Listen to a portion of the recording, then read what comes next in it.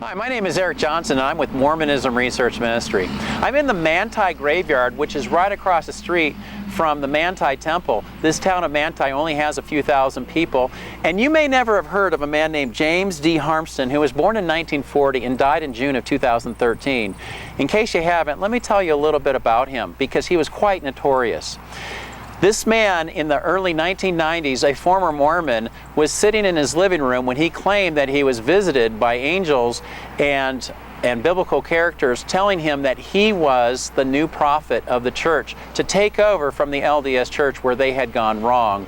Within a few years, he had 12 apostles and he had several hundred followers, and these followers were taught that polygamy was the way to go. In 1999, this man claimed that he had a revelation from God himself that said Jesus would be returning to Manti in the fall of 1999, before the year 2000. Well, the year 2000 came and went, and Jesus did not come as it was prophesied by Harmston, and they did not take over the Manti Temple as I was told would happen in that summer before.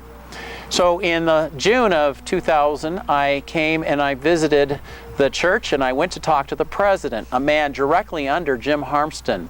And I asked him the specific question about the false prophecy that Jim Harmston had given.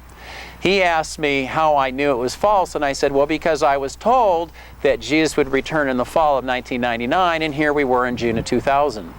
This president looked at me and said with all seriousness, how do you know it still won't happen? I said the reason why is because it's now June of 2000 and the prophecy was scheduled for the fall of 1999, and Jesus, as he admitted, had not yet come. He said that it still possibly could happen. How, I asked, and he replied, well, it's possible that time could go backward, sort of like a wrinkle in time. I was flabbergasted, because he admitted that nothing like this has ever happened, but he says maybe it has happened, but with God, all things are possible.